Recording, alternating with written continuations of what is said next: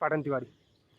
आज बेसिकली बात करेंगे एक ब्रेकिंग न्यूज़। उससे पहले मैं दे दूँ, India and UK free trade agreement कर लिया है, एफटीए पे साइन हो चुका है। Indian PM Narendra Modi and British PM के स्टार्मर दोनों के बीच में जस्ट 2.5 आवर्स पहले अभी न्यूज आई है कि एफटीए पे साइन हो चुका है। इससे फ़ायदा क्या होगा? इससे फ़ायदा ये होगा, जितनी भी इंडियन कंपनी यूके में एक्सपोर्ट करती है, यूके इट मीन्स ब्रिटेन, जो हो सकता है कि लोग कन्फ्यूजन हो, Britain.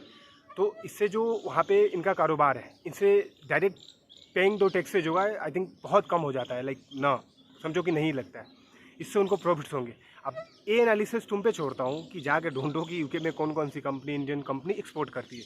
Pharmaceuticals, electrical equipments, heavy machineries, बहुत सारी चीज़ें हैं, बेवरेजेज, जो जिसे तुम दारू वगैरह बोलते हो ना, पीने वाले समझते होंगे, ये हो जाएगी बहुत सस्ती।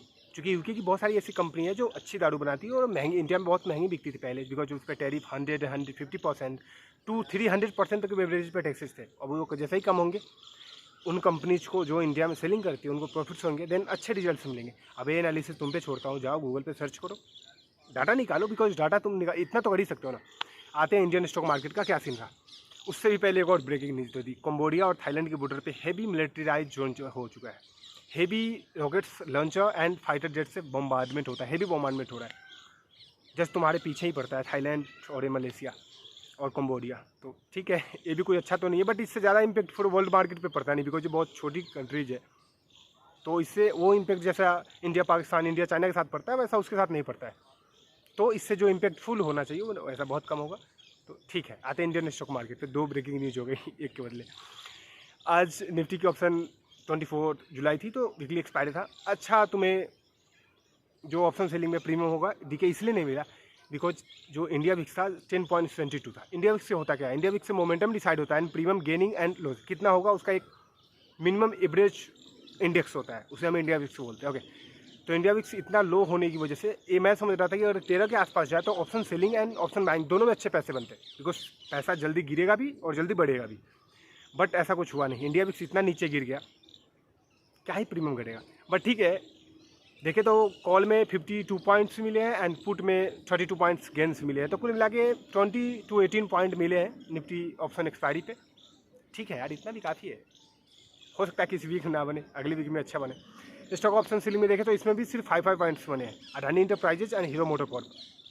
अच्छा तो है, 5-10 जो भी मिले पॉकेट में कुछ तो मिले।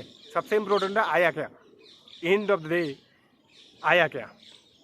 एक आईपीओ जब भी तुम देख रहे हो, उसमें एक अच्छी आईपीओ में दिख रहा था, शांति गोल्ड इंटरनेशनल। इसकी जो पूरे ईयर की जो कैपेबिलिटी है वो 27 किलो सोने को डिज़ाइन करते हैं और कस्टमर्स को डिप्लॉय करते हैं। तो डायरेक्ट कस्टमर बेस्ड कंपनी है, कस्टमर से डायरेक्ट टू डायरेक्ट कनेक्ट है, तो अच्छी है। इसके आईपीओ भी तुम देख सकते हो, जीएनजी का देखा अच्छा सब्सक्रिप्शन फिगर लग रहा है, इंडिकूब का भी सही है। आते और क्या है, और ये है स्ट्रेटजी बाई दिखा दूँ। स्ट्रेटजी बाई कुछ है नहीं, स्ट्रेटजी बाई वही जो तुम्हें उसने वीडियोज में डाला था, वही स्ट्रेटजी है, कोई अलग रॉकेट साइंस नहीं बताने वाला, बिकॉज मेरे पास भी कोई रॉकेट साइंस है नहीं। तो इट्स नॉर्मल स्ट्रेटजी 200 EM में है स्टॉक्स के लिए, एंड निफ्टी ऑप्शन सेलिंग के लिए 500 का एक रेंजिंग पॉइंट है, जो तुम्हें पहले ही बता रखा है, वीडियोस तुमने देखा है शायद। ट्विटर पे मैं वैसे इमीडिएट अपडेट करता हूँ, अगर तुमने ट्विटर फॉलो नहीं किया, स्पार्टन वाली लिंक नीचे जाके फॉलो करो, बिल्कुल इमीडिएट मैं जो न्यूज़ होती है मार्केट रिलेटेड, जो क्वेश्चंस होते हैं, उसका जवाब मैं तुम्हें बहुत अच्छे से दे सकता हूँ, देन अच्छे से सब्सक्राइब डिस्क्राइब करके। तो होप करता हूँ कि जाओ वहाँ फॉलो करो।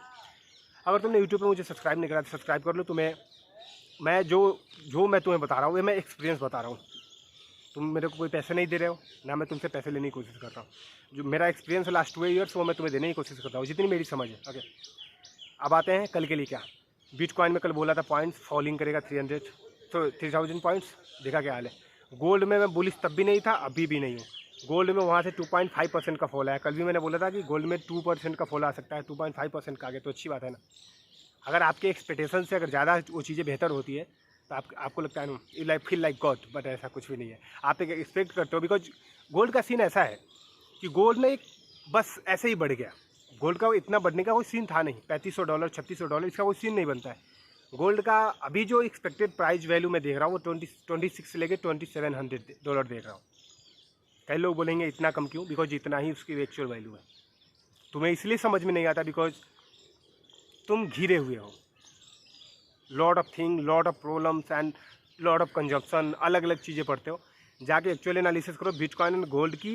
बिटकॉइंस की छोड़ो ये, बिकॉज बहुत हैवी इन्वॉल्वमेंट है। गोल्ड में क्या होता है, गोल्ड का ये सीन है, $2600 से लेके कोई चीज़ अगर $3600 and $3500 चला जा रहा है, 1000 पॉइंट की एक ऐसा एसेट है जो वर्ल्ड के जितने भी टॉप हेज फंड्स है लाइक ब्लैक रॉक, रोकोफेलर, इंडियन में कई सारे हैं, इनके पास भी गोल्ड का एक अच्छा रिजर्व होता है, लाइक अपने गवर्नमेंट के पास भी है, RBI के पास।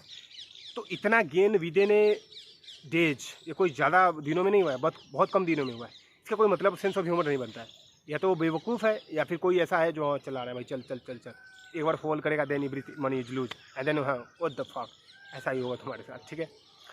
बाकी तुम्हारे कोई क्वेश्चन है तो ऑब्वियसली कमेंट करो, मैं तुम्हें कोशिश करूँगा समझाने का। कल देखते हैं क्या होता है। कल मैं समझता हूँ कल ऑप्शन में थीटा के इसलिए ज़्यादा होगा क्योंकि एक तो एक्सपायरी है, ख़त्म हो गई आज। कल क्या है, कल कोई एक्सपायरी नहीं है, बट कल ये इम्पोर्टेंट होगा कि उसके बाद जो मार्केट क्लोजिंग होगी, तो मार्केट क्लोजिंग से पहले क्या होता है कि थीटा के चांसेस अच्छे से मिलने को होता है। ओके, और इसमें एक और स्ट्रेटजी यूज करते हो तुम, STBT, sell today buy tomorrow. तो अगर तुमने फ्राइडे को सेल करा एंड देन उसे बाई करोगे मंडे को, तो जो 2 दिन का थीटा के है ये हेवी थीटा के होता है। हेवी थीटा का ऐसा होता है जो थीटा के बेसिकली काम करता है टाइम वैल्यू के हिसाब से काम करता है। ओके, तो इसमें तुम्हें अच्छे थीटा के मिल सकते हैं। तो होप करता हूँ जाओ थोड़ा अपने से भी एनालिसिस करो। UK free trade agreement, IPO, Cambodia and Thailand के बीच में जो रॉकेट लॉन्चर से फाइटर जैसे हैवी बॉम्बार्डमेंट हो रही है उसका नोटिस करो।